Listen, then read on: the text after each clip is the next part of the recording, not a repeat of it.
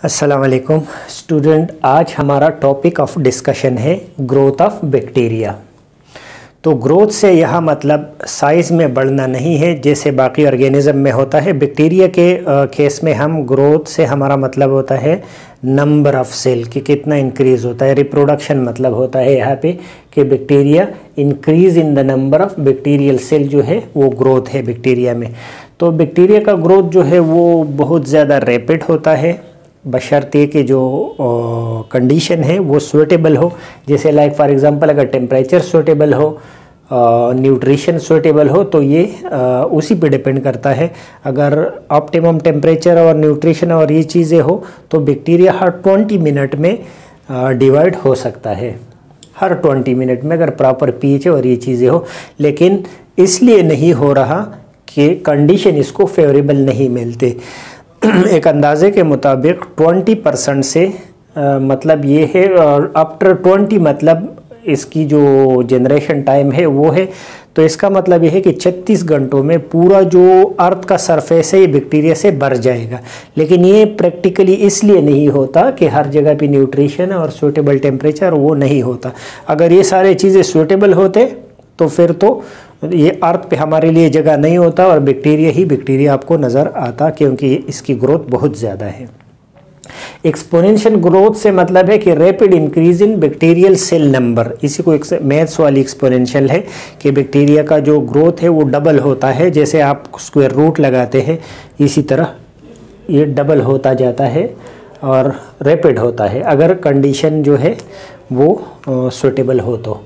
इसी तरह generation time का लफ्ज़ आएगा इस टॉपिक में, तो उसका मतलब है कि the time between two successive cell division, कि जब सेल डिवीजन होता है एक फेज से लेग फेज से लेकर आखिरी तक जो दो बैक्टीरिया जब पैदा होता है तो उसी दौरान जितना टाइम लगता है उसी टाइम का नाम क्या है, जनरेशन टाइम। और ये 20 मिनट होता है ई कोलाई के केस में।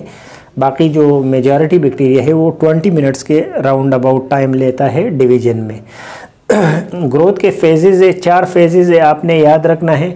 नंबर फर्स्ट पे क्या है, lag phase, log phase, L O G log, और थर्ड पे स्टेशनरी फेज है और 4 नंबर पे डिक्लाइन फेज है। तो लेग फेज से ग्राफ भी इसका इम्पोर्टेंट है। लेग फेज से हमारा मतलब क्या है, ये रेस्टिंग फेज है। लेग फेज अगर ये हम बैक्टीरिया के लिए नंबर ऑफ बैक्टीरिया ले ले कि जो वर्टिकली बैक्टीरिया का नंबर इंक्रीज होता है और इस साइड पे टाइम है कि कितने टाइम बाद कितना नंबर ऑफ बैक्टीरिया इंक्रीज हुआ। तो सबसे पहले स्टार्टिंग में जो टाइम जब स्टार्ट होता है तो लेग पे फेज होता है। लेग फेज रेस्टिंग फेज है, ये इनएक्टिव फेज है और इसमें बैक्टीरिया ज़्यादातर जो न्यू इन्वायरमेंट है उसके साथ अपने आप को अडॉप्ट करता है। और ये प्रिपरेटरी फेज है जो कि ये अपने आप को सेल डिवीजन के लिए प्रिपेयर करते हैं लेग फेज में। फिर इसके बाद ये अपवर्ड आपको जो दिखाई देता है ये लॉग फेज है। लॉग फेज क्या है, ये एक्टिव फेज है, इसमें मैक्सिमम मेटाबॉलिज्म होता है और इसमें जो रेट ऑफ ग्रोथ है वो बहुत ज़्यादा होता है as compared to rate of death. Rate of growth is more than rate of death. और जो पेशेंट के अंदर साइन सिम्टम अपीयर होते हैं वो इसी फेज़ में, बैक्टीरिया के इसी फेज़ में साइन एंड सिम्टम पेशेंट के अंदर अपीयर होना शुरू होता है। लाइक फॉर एग्जांपल कि किसी स्ट्रेप्टोकोकस निमोनी जो है निमोनिया के लिए जो रिस्पॉन्सिबल है वो बॉडी के अंदर है और उसने डिवीजन स्टार्ट किया, तो इसी फेज़ में पेशेंट को जो कफ और जो सिम्टम है शॉर्टनेस ऑफ ब्रेथ वो इसी लॉग फेज़ में अपीयर होना शुरू हो जाएगा। थर्ड नंबर पे स्टेशनरी फेज़ है। स्टेशनरी फेज़ में क्या होता है, इसमें ग्रोथ और डेथ जो है वो इक्वल हो जाता है, क्योंकि जो यहाँ पे क्विक लॉग फेज में क्विक ग्रोथ हो रहा था क्योंकि फूड भी ज़्यादा था, स्पेस शेल्टर सब चीज़ें आइडियल थी तो ग्रोथ ज़्यादा था।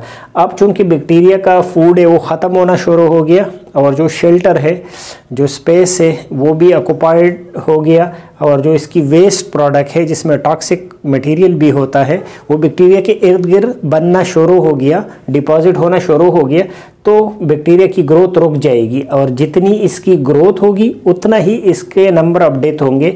तो हम कह सकते हैं कि growth is equal to death, इसमें नंबर कांस्टेंट होता है। इसके लिए रीज़न वही है कि फूड की कमी हो जाती है और accumulation of waste product round about हो जाता है तो बैक्टीरिया की ग्रोथ स्लो हो जाती है। और लास्ट फेज कौन सा है, डिक्लाइन फेज। डिक्लाइन में क्या होता है, ग्राफ दोबारा नीचे की तरफ डिक्लाइन होना शुरू हो गया। क्यों? क्योंकि जो फूड की शॉर्टेज है वो भी सीवियर हो गई और जो आइडियल कंडीशन है वो ख़त्म होना शुरू हो गई, बैक्टीरिया मरना स्टार्ट हो गया। तो जो ग्रोथ है उसकी रेट जो है वो बहुत ज़्यादा कम हो गया। और किसकी ज़्यादा हो गया? डेथ की रेट ज़्यादा है इसमें, death is more than the growth. तो डिक्लाइन फेज इसमें शुरू हो गया। ये था all about growth of bacteria. आपको समझ आ गया होगा। फिर भी कोई कन्फ्यूजन हो तो आप पूछ सकते हैं कमेंट्स में। नेक्स्ट वीडियो में मिलते हैं। अल्लाह हाफिज़।